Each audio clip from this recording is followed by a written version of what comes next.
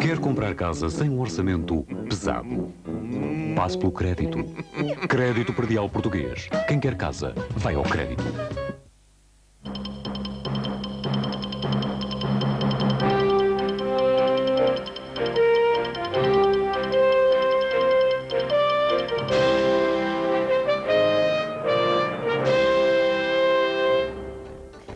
Boa noite. 3 anos depois, Mário Soares reedita o célebre jantar do Avis. Nesta última ceia já não se discutiu a dissolução da Assembleia da República, mas o encontro foi fértil em piadas políticas. O Orçamento de Estado passou mais um obstáculo, foi aprovado na generalidade, com os votos do PS, a abstenção dos populares e de 5 deputados do PSD. Lado a lado, comunistas, verdes e sociais-democratas votaram contra. Outro jantar juntou esta noite um grupo de notáveis do Benfica, liderado por Almeida Bruno, mas ainda não foi desta que o general se definiu como candidato à presidência do Clube da Luz. Foi a última ceia do presidente Mário Soares. À volta de uma mesa, juntou 3 amigos numa reedição do célebre jantar do Avis, em que muito se falou da dissolução da Assembleia da República e da queda do governo de Cavaco Silva. A refeição de hoje foi muito animada e Mário Soares resumiu-a numa simples frase: é o criminoso a regressar ao local do crime. Se esta mesa falasse, tinha muito que contar. Há 3 anos, Mário Soares sentou à sua volta 14 amigos e colaboradores políticos. Foi um jantar explosivo em que se falou na dissolução do Parlamento e que ficou para a história como o jantar do Avis. 3 anos depois, aí está a reedição do jantar e aqui está o homem que escreveu um diário em que contou toda a história do jantar do Avis. Não estou arrependido de o ter feito e não estou com certeza à espera de ser mal recebido, porque eu não acredito que o Sr. Presidente da República me convidasse para me receber mal. O Sr. Presidente da República é um príncipe, em toda a acessão da palavra, exceto na monárquica, e, portanto, naturalmente, se me convidou é porque me quer receber o melhor possível. Ficou surpreendido por ser convidado? Não estava à espera? Não fiquei nada surpreendido. Eu ficaria surpreendido era se, havendo jantar, eu não fosse convidado. E ficou surpreendido por haver um jantar, que já não havia há 3 anos, e ser no restaurante Avis? Não acha que isto é uma piada, um pescar de olho do Presidente? Não é uma piada, é uma trovaia do Presidente. Eu acho que foi engraçado e acho que é próprio do Dr. Mário Soares. Ele continua exatamente como sempre foi. É capaz de ser uma piada e uma provocação, também faz parte da vida. Diga lá uma coisa, há 3 anos de facto falou-se da dissolução. Já se sabe que sim. Não é verdade. O Dr. Manuel Gelmem de Melo, que está presente neste jantar, que já escreveu um livro sobre isso e disse que se falou. Eu estava lá, não é verdade. Discordâncias em torno de uma palavra tabu para todos os convidados, mas que muito diverte o organizador do jantar. 3 anos depois, isto é uma piada, um pescar de olho, tem alguma... Criminoso a voltar ao local do crime. Fez questão que fosse no Avisa... É? Não, é só uma graça. É só uma graça. Fez questão que fosse no restaurante, no mesmo restaurante, apesar do restaurante ter mudado de lugar. Para mostrar que eu continuo a almoçar com os meus amigos, está aqui um, e com muito gosto. E que continuarei sempre a fazer os almoços que me apetecerem. Chegou a convidar o Dr. Jorge Sampaio para vir a este jantar? Bem, eu, para lhe dizer a verdade, disse-lhe assim: meu caro Jorge Sampaio, eu terei muito gosto e não posso deixar de o convidar para este jantar, mas se me permite um conselho, o Presidente da República não deve ir ao jantar. A suprema graça do chefe supremo 2 dias antes de deixar a presidência da República. Um jantar organizado a dedo por Mário Soares e que se explica em poucas palavras. O Presidente quis divertir-se na última semana do seu mandato e nada melhor do que reeditar o jantar que mais abalou os 10 anos de governo de Cavaco Silva. Desta vez, choveram piadas e anedotas políticas. Para começar, houve vivas aos conspiradores e, para acabar, promessas de dissolver a República. E esta tarde no Parlamento o Orçamento de Estado foi aprovado na generalidade. Após 2 dias de discussão, o documento passou com os votos a favor do PS e com a abstenção do PP, que foi a vedeta desta batalha. Lado a lado, o Partido Comunista, Verdes e PSD votaram contra, à exceção de 2 deputados do PSD Madeira e de 3 dos Açores que se abstiveram. O grande protagonista foi o Partido Popular. A abstenção do PP permitiu aprovar na generalidade o Orçamento de Estado para este ano. Quem vota a favor faz favor de se levantar. Podem sentar-se. Quem se abstém?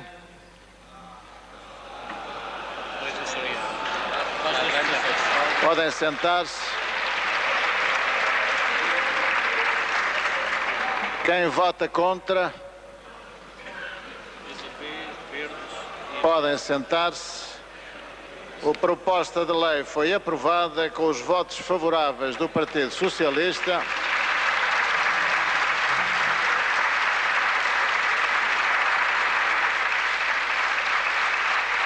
O primeiro-ministro era um homem satisfeito após a votação. António Guterres está confiante e garante que este ano não haverá orçamento suplementar. Estou convencido que este é um orçamento para durar até final do ano. É um bom orçamento. É um orçamento que consegue vários objetivos ao mesmo tempo.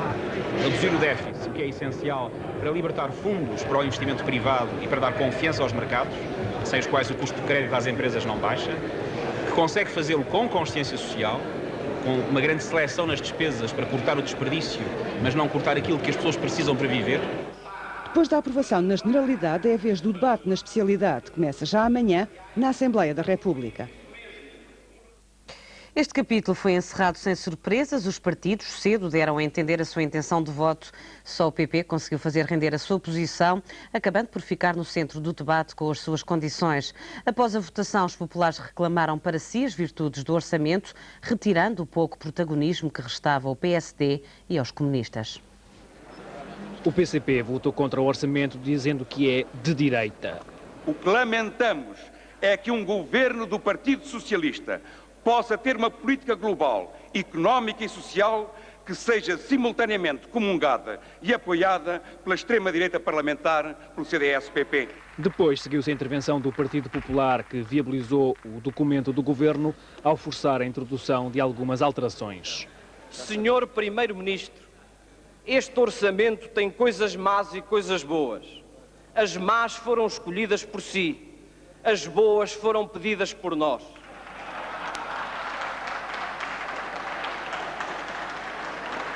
Durante o seu discurso, Lobo Xavier passou a maior parte do tempo a atacar o PSD. Quando é oposição, o PSD julga que se tem de pôr de fora, tal e qual como quando foi governo, pôs a oposição de fora. A resposta veio logo depois. Terão o Partido Socialista e o Partido Popular avaliado o efeito perverso para a atividade económica do anúncio de benefícios fiscais a prazo? É dos livros que os agentes económicos adiarão as suas decisões até que delas possam beneficiar. O discurso do líder da bancada socialista ignorou pura e simplesmente a posição do PP, preferindo atacar o PSD. O governo optou por destacar as virtudes do diálogo. Permita-me, Sr. Deputado Lobo Xavier, que lhe diga, também nas vossas propostas, tomamos as boas e deixámos-vos as más. E o ministro pediu um compromisso na sociedade portuguesa. E pensamos, também em sede de concertação social, propor aos contribuintes um acordo de cidadania, em que se ponha cobre a esta situação vergonhosa e que se tem agravado nos últimos anos. Foge-se aos impostos porque os serviços públicos são maus. E os serviços públicos são maus porque se foge aos impostos. A discussão do orçamento na especialidade começa já amanhã. O voto popular foi confirmado de manhã numa reunião do grupo parlamentar, onde não houve uma única voz contra a abstenção. Ao mesmo tempo, na sala ao lado, um grupo de deputados laranja preparava um ataque à posição do PP. Uma crítica liderada por Pacheco Pereira, que tentou assim preencher o vazio deixado pela direção do PSD na discussão do orçamento. Não houve surpresas na reunião do PP. Os deputados e os 5 vice-presidentes defenderam a abstenção. Antes, já tinham chegado 15 faxes de membros da Comissão Política. A abstenção era o caminho certo. Só faltava a confirmação. Logo que ela chegou, Pacheco Pereira, líder da Distrital de Lisboa, avançou para criticar o PP. O PP abandonou, em todas as questões de fundo da governação, o seu lugar na oposição parlamentar. A partir de hoje, há de facto um acordo público, firmado já há muito tempo, como as paredes dos quartos de hotéis de luxo, há muito tempo também sabem, que compromete o PP com a governação. Ninguém pode compreender que o PP sempre tenha dito que este orçamento era o orçamento de Maastricht, que a política do PS e do PSD não se distinguiam e, neste momento, dê caução ao governo socialista. O líder do PSD ficou a saber ontem que Pacheco Pereira queria falar hoje, logo a seguir à decisão do PP. Uma conferência de imprensa dos deputados de Lisboa, uma conferência de imprensa que o PSD Nacional não fez. Afinal, Pacheco Pereira estava a falar em nome de quem? Estou a falar do PSD nacional. Do PSD porque só há um. O PSD vai com certeza tomar posições idênticas hoje de tarde no debate parlamentar. Nós assumimos esta responsabilidade em função do Partido Social Democrata de Lisboa. Com tudo isto, ficou a saber se o que Pacheco Pereira gostaria de ter dito no debate do orçamento, mas não teve oportunidade. Não teve oportunidade, mas decidiu criá-la. Portugal continua a ter o desemprego mais baixo relativamente à média europeia, mas a taxa está a subir. É uma das conclusões do relatório da Comissão Europeia sobre o comportamento das economias dos 15 Estados-membros. No mesmo documento, a Comissão defende que se Portugal quer vir a integrar o pelotão da frente para a adesão à moeda única em 99, são necessários progressos mais rápidos no país. O desemprego em Portugal continua a ser mais baixo que o da média da União Europeia, mas a taxa de desemprego no país tem vindo a aumentar. No ano passado atingiu os 7,8%, quase mais 2% que em 1993. O desemprego de longa duração é o que mais tem contribuído para esta realidade. Em 1995, as pessoas sem emprego há mais de um ano eram já mais de 200 mil. Por estas e outras razões, a Comissão Europeia considera que no ano passado o mercado de trabalho nacional se deteriorou. No que respeita ao déficit público, a Comissão de Bruxelas considera que Portugal, apesar de ter vindo a cumprir os objetivos, precisa de progredir mais rapidamente para poder aderir à moeda única daqui por 3 anos. No ano passado, devido a uma maior cobrança de impostos, o déficit orçamental foi de 5,2% do produto interno bruto, mas é necessário que desça até aos 3% para poder participar no euro. Para que o déficit público desça a um ritmo mais acelerado, o Executivo Comunitário recomenda a Portugal a imposição de uma política orçamental rigorosa. E contra o desemprego anunciado, os mineiros de Aljustrel vieram hoje a Lisboa pedir ao Governo que mantenha as Piritas Alentejanas a funcionar. Mas a campanha não teve grande êxito. Antes de decidir o futuro das minas, Daniel Bessa quer saber se a empresa é viável ou não. E até lá não há garantias para ninguém. Em a rua para uma manifestação de protesto. Mineiros de Aljustrel, mais uma dor de cabeça para o Ministro da Economia, Daniel Bessa. O problema do Ministro ainda vinha a caminho. Os mineiros partiram de Aljustrel a meio da manhã e fizeram a viagem quase silenciosos. Queriam ouvir do Ministro resposta pronta. Vamos resolver hoje é o Ministro dar sim ou não. Se ele disser que não, nem a gente sabe o que é que há de passar à nossa vida. Vieram os filhos, os amigos, as mulheres, gente que não conhece outro meio de vida que não as minas. Em Aljustrel, do fundo da terra, saiu durante séculos, o que fez viver muitas gerações. Hoje não trabalham, nem sabem quando voltam a fazer. Vieram por isso protestar a Lisboa. Querem a reabertura da mina, mas não a qualquer preço. O capital privado não é bem-vindo para os mineiros. Interessa-nos que as coisas, em termos de capital, fiquem como estão. Pelo Estado? Exatamente, e portanto com 80%, cerca de 80% do Estado. O Ministro Daniel Bessa, para já, não garante nada. O caso de Aljustrel é um caso, no que se refere à mina propriamente dita, é um caso tecnológico de saber se é ou não é possível, através de investimentos, criar uma exploração rentável. Se o Estado não for capaz de o fazer, naturalmente que privado nenhum será. Depois de uma reunião com o Secretário de Estado da Indústria, os mineiros também não saíram satisfeitos, mas meia garantia já têm. Foi-nos garantido e posto de parte a falência da empresa e sim um novo processo de desenvolvimento para as Piritas Alentejanas, que terá de ser, como disse, discutido em plenário e que não podemos estar agora aqui a analisar. Os mineiros ficam à espera. Ânimos exaltados esta noite na Câmara Municipal de Almada, o aumento das rendas das habitações sociais desde ontem que está a ser fortemente contestado pelos moradores. Hoje a questão foi debatida na sessão pública camarária, mas a maior discussão teve lugar à porta da Câmara. Os moradores exigiram a revisão dos aumentos. Lá dentro, a Presidente do município prometeu flexibilizar o decreto-lei que rege a subida das rendas. Há muito que não se via uma reunião de Câmara tão concorrida. A autarquia aumentou as rendas da habitação social e os moradores queriam saber as razões de tão grande aumento. Não podemos pagar a renda que a Presidente nos deu. Sou 2 reformados, meu marido é doente e reformado. Sou uma doente mental, não posso pagar a renda que ela me pôs. De 500 contos, passar para 8 e 9 e 10 contos é impossível. A reunião não podia ser filmada e no auditório da Câmara de Almada só podiam entrar 45 pessoas. Quem ficou à porta iniciou os protestos. Diz que não se admite que, sendo um assunto da maneira que é, que era a habitação de todos nós, primeiro, façam a Assembleia uma hora que as pessoas estão a sair de trabalho. E segundo, sendo um assunto tão delicado como é a habitação, faça-se isto numa sala tão pequena, quando temos em salas muito maiores no Conselho. Os deputados ontem que nos receberam na terceira comissão disseram que para nós que vinha até que era bom nós virmos hoje aqui apresentar a nossa contraproposta. Seria bom nós virmos aqui apresentar a nossa contraproposta e dialogar com ela, porque ela estaria receptiva a isso. Afinal, portanto, seria uma Assembleia aberta ao público. Afinal, eu chego aqui, não é uma Assembleia aberta ao público. Não me deixaram entrar como elemento da comissão. Lá dentro, a Presidente aprovou melhorias ao decreto-lei. Prometeu baixar as rendas aos reformados e aos jovens e que todas as rendas seriam de novo analisadas. Explicou ainda que os aumentos eram elevados porque a maior parte dos moradores não apresentou declaração de rendimentos. Mas os moradores querem mais. Exigem que os cálculos sejam feitos tendo em conta todas as despesas, ou seja, através da declaração de IRS. Ela resolveu que vai mandar uma carta circular a toda a gente, onde vai pedir novamente a declaração de rendimentos. E as despesas? Ela não cede no 13º e 14º mês. Até a situação ser revista, ninguém paga as rendas com aumento.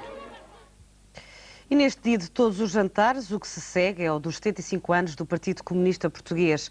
Para assinalar as bodas de diamante entre partido e militantes, Carlos Carvalhas fugiu de uma iniciativa de multidões e reuniu-se com cerca de 250 comunistas de Setúbal. Um jantar discreto que teve direito a bolo, mas só com 2 velas.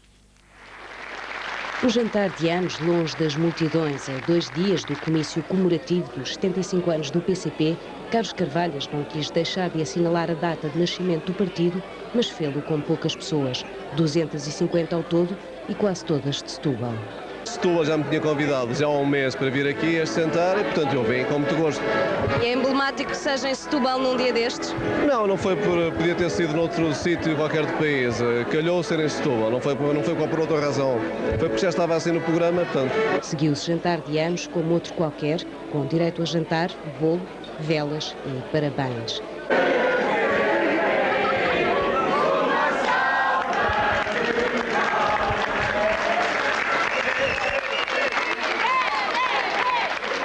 Apenas as prendas foram diferentes.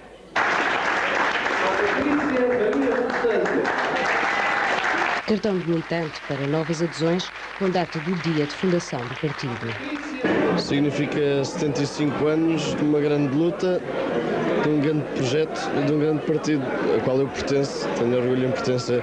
Acho que são 75 anos, como diz a JCP, a viver, a transformar a vida. Inscritos hoje, como há 75 anos. Outra iniciativa do PCP neste dia de aniversário foi a estreia na internet. O mais antigo partido político português aderiu ao mais moderno meio de comunicação. A partir de hoje, os utilizadores da internet podem tornar-se militantes do partido sem tirarem os olhos do seu computador. E o dia de estreia foi um sucesso, com mais de 400 pessoas a visitarem as folhas comunistas da internet. Nas páginas vermelhas pode também ser consultada a história do partido, o seu ideário, as suas posições em relação aos temas da atualidade. Mas o manancial de informação disponível não fica por aqui.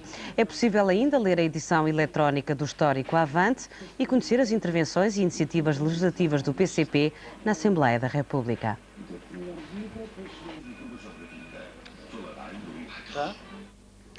Os roubos de arte sacra em Portugal têm vindo a crescer nos últimos anos e já estão no top das preocupações da polícia. No princípio da semana, foi a vez de uma igreja em Santa Margarida. Os ladrões levaram imagens sacras avaliadas em mais de 160 mil contos. Situada num local isolado, um pouco afastada da aldeia, a igreja foi um alvo fácil para os ladrões. Subiram este poste de eletricidade, entraram pela torre e ficaram com todo o recheio à sua disposição. Imagens de santos, em pedra, valiosas e muito antigas. Muito, eram aí do século XV, século XVI. Elas são já muito antigas, muito antigas. E muito valiosas. Valiosas, pois eles levaram as mais valiosas. Os ladrões levaram 2 imagens, avaliadas em cerca de 40 mil contos, e não levaram outras mais valiosas ainda, apenas por uma questão de peso. Acharam algumas valiosas porque parte delas não poderiam com elas. Talvez também não os deixassem. Veja lá se ele levou a Santíssima Trindade. não podia com ela. A população é que não se conforma com a ausência das santinhas dos altares. Fazem promessas para que voltem depressa, pois fazem muita falta. Então não faz, isto é tão antigo. E é onde a gente passa o nosso bocadinho do domingo. E as pessoas estão muito aborrecidas, pois que isto já foi roubado já antigamente, já muito antigo, muito antigo. Mas agora não tem sido e agora a gente ficarmos pavorados porque realmente uma coisa assim que não era, a gente não estava a fazer conta. É mais um roubo de arte sacra nas igrejas portuguesas, um negócio que continua a crescer. Ainda não foi esta noite que Almeida Bruno se definiu como candidato alternativo a Manuel Damasio na corrida à presidência do Benfica. Um grupo de notáveis do Clube da Luz, com o general à cabeça, voltou a reunir-se num hotel de Lisboa para analisar a situação do Benfica. Os elementos desta tertúlia continuam a afirmar que não são oposição, mas sempre vão dizendo que as coisas não podem continuar assim. 30 comensais à volta da mesa com uma paixão comum, Benfica. Esta não é a primeira vez que se juntam, nem há de ser a última, mas ainda não sai daqui um adversário para Damasio. Sai daqui um candidato à presidência do Benfica? Não, de maneira nenhuma, nem sequer foi esse o propósito deste jantar, naturalmente. Não foi um jantar contra ninguém, não foi um jantar à procura disso, não foi um jantar para criar suspense, não foi um jantar para criar tabus. Almeida Bruno é o homem no centro de todos os abraços, mas por enquanto não é candidato. A direção de Damasio é o principal alvo das críticas. No Benfica hoje o que há é uma direção que tem tido os resultados que são conhecidos no plano esportivo, no plano da gestão e que conduziu a uma situação que é grave e preocupante. Com a revisão dos estatutos na agenda, concluíram que é preciso devolver a alma ao Benfica.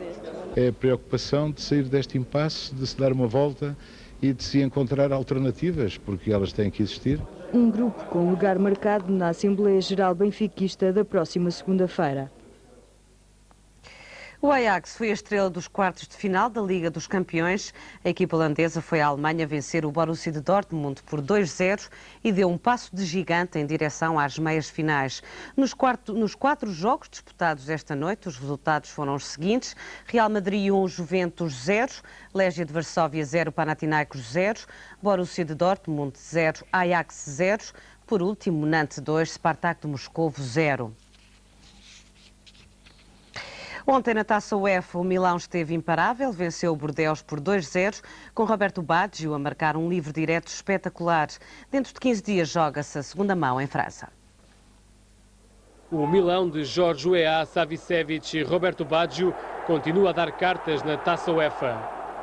Perante 25 mil espectadores, o Milão não teve dificuldades em bater o Bordeaux de França. Primeiro golo aos 29 minutos, apontado por Erânio.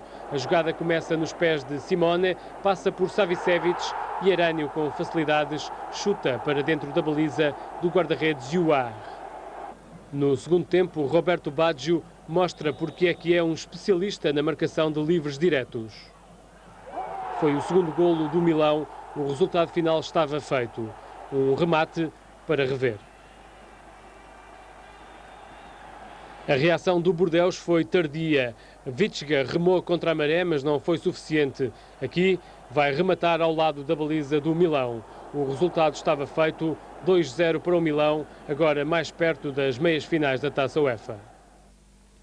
Um café imaginário, música e artistas que se intitulam Pinguins. São os Pinguim Café, um grupo de músicos vindos da música clássica e que hoje improvisam no jazz. Esta noite foi no Coliseu de Lisboa.